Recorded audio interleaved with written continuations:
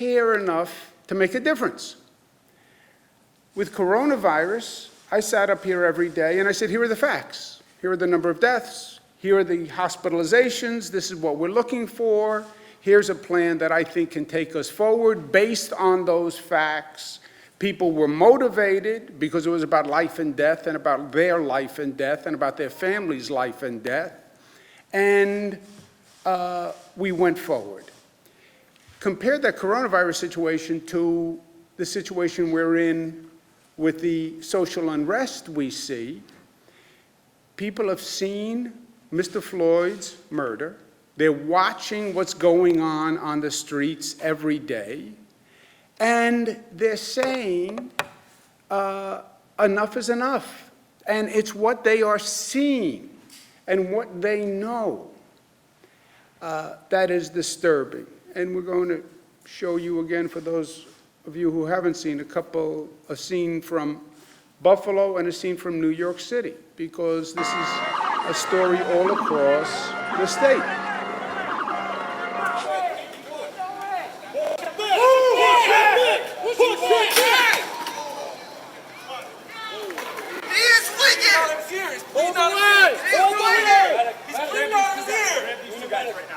This is Buffalo, New York yesterday. I just spoke with Mr. Gugino on the phone, who is that gentleman, who thankfully is alive. But you see that video, and it disturbs your basic sense of decency and humanity. Why? Why? Why was that necessary? Where was the threat? Older gentleman, where was the threat? And then you just walk by the person while you see blood coming from his head.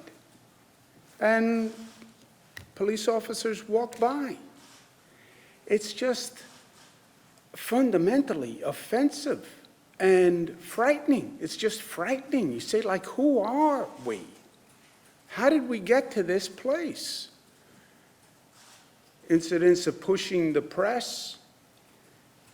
You have incidents of police getting hit with bricks in the head. You say, where are we? Who are we? And these are undeniable situations. Buffalo situation, I want to applaud Mayor Byron Brown. Mayor of Buffalo suspended the police officers yesterday, immediately.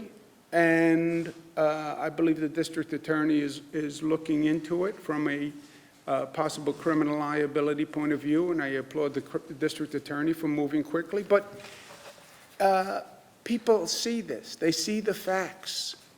Now, when you have all this emotion, you have to focus on the facts and the intelligence of the matter, right? It can't be about emotion. Of course, police must protect the public safety, and police must protect themselves. That's a fact. Of course, there are also cases of police abuse and the abuse of power. That's a fact. You can have two coincident facts. Mr. Floyd's murder was the breaking point of a long list of deaths that were unnecessary and which were abusive. That is a fact. And people are saying enough is enough. That is a fact. What people are saying is we must change and we must stop the abuse. And that is a fact. And New York should be at the forefront of that. That has always been New York's legacy as the progressive capital.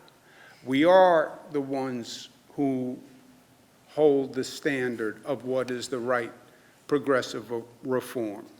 And New York should pass next week what we call the Say Their Name reform agenda.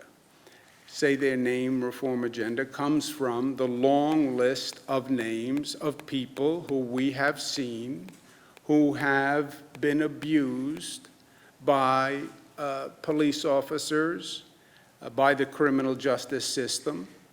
And Mr. Floyd is just the last name on a very long list.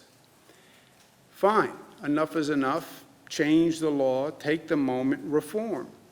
There are 4 cornerstones for our Say Their Name reform agenda. 1, transparency of prior disciplinary records of a police officer. If they're being charged and investigated for abuse, their prior disciplinary record is relevant. And by the way, it's relevant one way or the other. If there were no other disciplinary proceedings, that can exonerate the person who is charged. If there are prior disciplinary proceedings for this type of behavior, then yes, it is evidentiary. But people should know. Chokeholds, we went through this with Eric Garner. Again, you saw it with Mr. Floyd's death, but we learned it first with Eric Garner and many, many other cases, by the way. Why?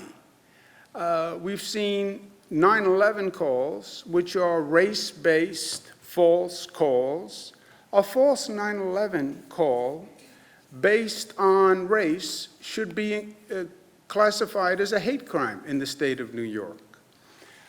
We know that it's wrong for the local district attorney to investigate the police force from that county. By executive order, I did the Attorney General as an independent prosecutor. That should be codified in law. I did it 5 years ago. But these are the cornerstones of a real reform agenda that can address what is going on the street. Reform works for everyone's interest here. Stopping police abuse vindicates the overwhelming majority, 99.9% of the police, who are there to do the right thing and do the right thing every day. It restores the confidence, the respect, and the trust that you need to make this relationship work. You have to heal the police-community relationship. That has to happen for the sake of the police and for the sake of the community. You look at this looting that's been going on in New York City. This hurts poor communities and distressed communities. You saw many businesses destroyed that are relied upon by that community. You can't have the relationship that works one way or the other. And even in this politically partisan, racially charged environment, there is still a truth, and there are still facts. And that's what we have to focus on. That was the truth with the coronavirus. Even though it was all political and everything was partisan and Democrat, Republican, and red and blue, it was never, they offer us false choices. COVID, coronavirus, well, do you want to save people's lives or reopen the economy? And you should reopen the economy and forget public health. Or you should take care of people's health, but not reopen the economy. It was never either or. It can't be either or. I know from a hyperbolic, rhetorical, partisan, it's one or the other. Liberate New York, worry about health, close New York. It was never one or the other. That was unintelligent. It was always both. It's the same situation here. It's not a question of public safety or civil rights. Whose side are you on, public safety or civil rights? It can't be either or. It can't be police safety or prosecutor safety. Pick a side. Which are you on? Red or blue? Democrat or Republican? Who are you with? You have to be with both. Yes, you need public safety. And yes, you need civil rights. Yes, you need police to be safe. And yes, you need the protesters to be safe. These are false choices. We need both. Even in this hysterical moment, you need to be able to hold two truths in your hands at the same time. How do we change society to make these reforms happen? How do you have a new societal awareness? Can you do that? Can you change behavior to respect one another? You're darn right you can. We know we can because we just did it through this coronavirus in a very fundamental way. You changed people's fundamental behavior, whether or not they leave the house, whether or not they go to school, whether or not they go to work. They changed themselves remarkably fast and remarkably effective. We have the lowest number of deaths from coronavirus that we have had since this started. 42 deaths, the lowest number since we started.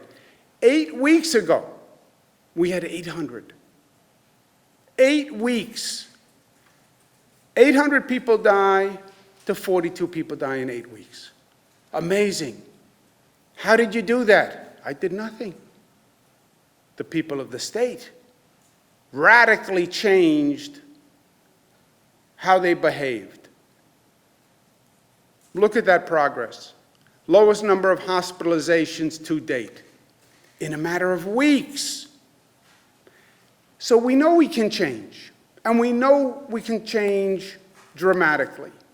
People are focused, we have a plan, and that's when social reform happens, when people are motivated and people are focused. That was the Civil Rights Act nationally, that was the Triangle Shirtwaist Factory fire, which changed labor rights in this nation. That was the environmental movement after Storm King. That was the revolution of LGBTQ rights after Stonewall. That's what we just saw in coronavirus, which will go down in history as one of the great transformational moments of society. And this is a moment to lead in terms of social change. And we will do it because we are New York tough, smart, united, disciplined, loving, and that is what the moment requires. Thank you. Questions? Yesterday night, we saw medics and lawyers, peaceful observers, delivery drivers, all be arrested and be assaulted by police officers. At this point in time, do we think that the curfew is serving its initial purpose of protecting the public, and should we rethink it at this point? Curfew is a local decision. As you know, it's made by mayors across the state. I support their decisions. The police need to protect the demonstrators, protect public safety, but they need to deal with the looters. And what the looters are doing, what looting is people exploiting the fact that police are busy. Oh, police are busy, we can now go loot because the police are busy with the protesters. The curfews are designed to let the police be in a position where they can stop the looting. And that has been a serious problem in many cities. The first answer is deploy enough police. A place like New York City, you can do that. You have 36,000 police. Some cities, you don't have enough police. You don't have a size of a force that can do everything. But that's a local decision. And look, it has been better over the past few days. You look at New York City, looting, it was on the edge of chaos, on the edge of chaos. And now you have people who, a police force in the city that is adequately deployed. You have enough police. It's they have a better management plan, and you have not seen the looting the past couple of days. Governor, with all The entire protests have been sparked by the over-policing of black and brown communities. Why is it that more law enforcement is needed when the thing that they're protesting against? Have you seen the videos of the looting?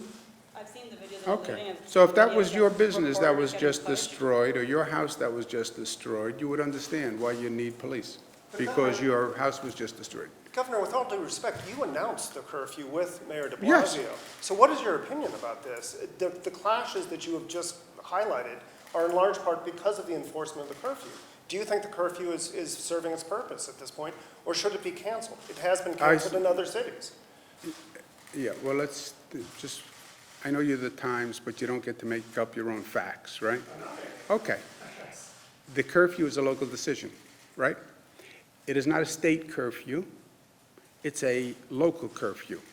Cities put the curfew in. I do not put the curfew in. You are right.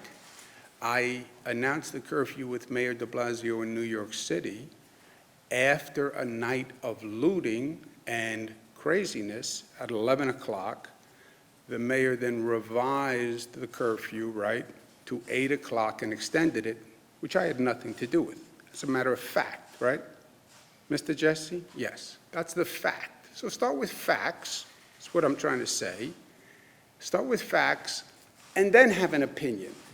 If you have your own facts, then you have your own opinion. But people, let me finish. People don't get to have their own facts because then you have all these different opinions because they have their own facts. So New York Times or not, you still have to have facts. Your facts were wrong. These are the facts. Hold it. It's a city decision. I announced the New York City one with the mayor at 11. He then went to 8 o'clock and has extended it, which I've said nothing on. I support the mayor's decisions. They are on the ground. They're working with their local police department. If they believe a curfew is necessary, I support their decisions. So you believe it's still a good idea I despite these clashes? I support the mayor's decisions. I think the looting and the rampant criminality was much worse. The situation we were in New York City, which spurred the curfew, was much worse.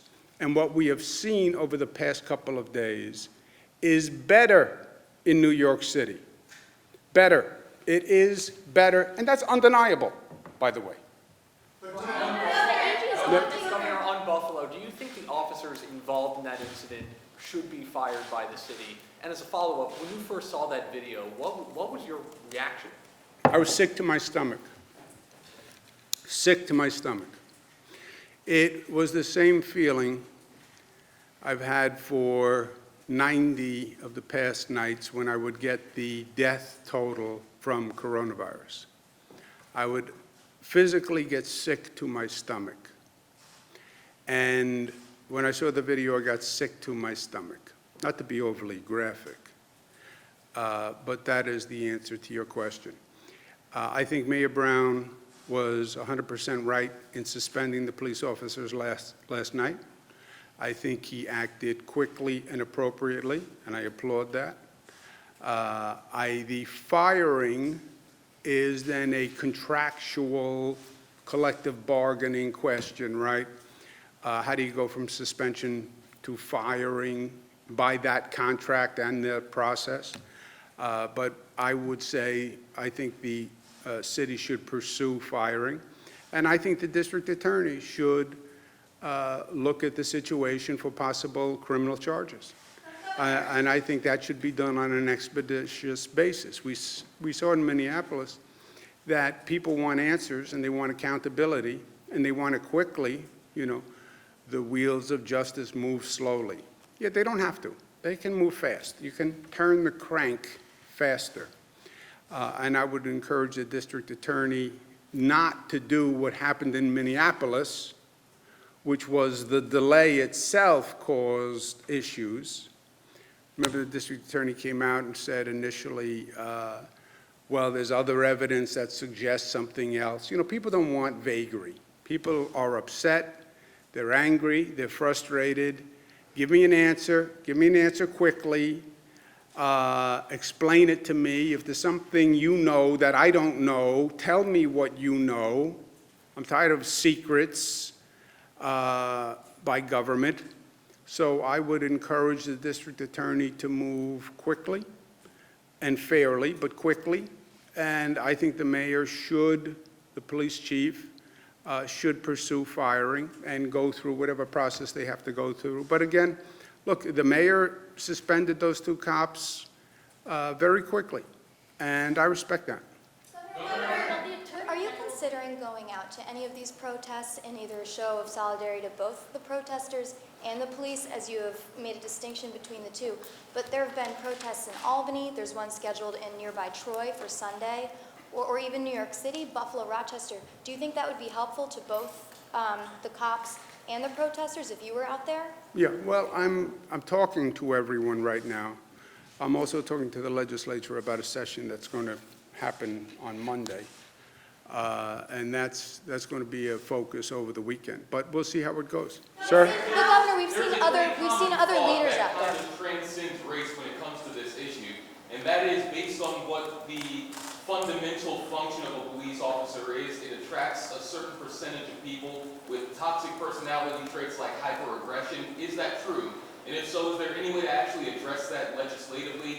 All due respect to what we see here, most of this is on the back end once the damage is done, and you can ban a chokehold, but there are other ways that police can cause damage, and there are uses of force, which kind of goes back to, are the best people doing the job? What is your opinion on that common thought? Well, look, you have sophisticated testing mechanisms that are used to hire police. You have civil service tests that are used to hire police. You have training of police, et cetera. I don't know that there's any credence in that this occupation attracts a certain type of person. Look, to be a police officer is truly public service, and I have total respect for the occupation, and I have total respect for the people who do it. You know, this is a tough job. It is a tough job, and you put your life in harm's way. There's no doubt about that. And also, look at the circumstance. Today, with these video cameras and telephones that have cameras, everything winds up being videotaped, right? Everything. I can tell you just personally, everything gets videotaped. You're walking in a parade, you scratch your ear, and, you know, that's on the nightly news. Everything is videotaped. So, and remember what's happening here. I already said the Attorney General is going to investigate the police conduct. So the Attorney General is investigating in real time. This is like, you know, new age reality TV. You have these videos. I already told the Attorney General to do an investigation. Everything they're doing is being videotaped and is being investigated immediately, because the investigation report has to be due in less than a month now. So the police officers know that they're being videotaped. They know it. The protesters know they're being videotaped. So they all know that there's going to be total accountability. It's not like the old days, you know, where you had to get a tip and a rumor and this, and you had to go back. It's all on videotape. So, and I've had these conversations directly with them. What you are doing is going to be on videotape tonight. So there is no pretense or hiding or maybe I'll get away with something. There's no getting away with anything. It's all on videotape. And the AG is investigating, and it's happening now in real time.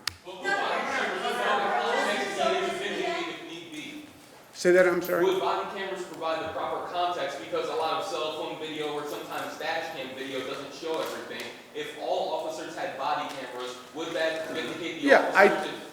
I think that would be helpful. I don't think any of these things are the silver bullet, right? You look at a lot of the video that came from the Mr. Floyd murder. It's from video, it's from phones, it's from observers, it's from security cameras. But my point to the police and the protesters is, whatever you do, just assume that it's going to be videotaped, and the Attorney General is going to look at it tonight. That's where we are. Before you go out there tonight, when a police officer is getting dressed, suited up, a protester is calling their friends to go out, assume we're going to watch the video tonight and the Attorney General is going to watch it tonight. And if there's any potential liability, it will be immediate. Let's take one more. Joseph? I want to ask you about school board elections are Tuesday. Schools are having a difficult time either getting these ballots out, so they either want to have the vote delayed a week or to allow the votes to come in postmarked Tuesday rather than delivered to the district on Tuesday. A lot of confusion out there. Are you looking at that at all? We are looking at that. We don't have a decision yet. We will over this weekend. I understand the issue, and we're looking at it, and we'll have a decision by Sunday. Thank you, guys. I'll see you tomorrow. You have to work on Saturday. You get time and a half.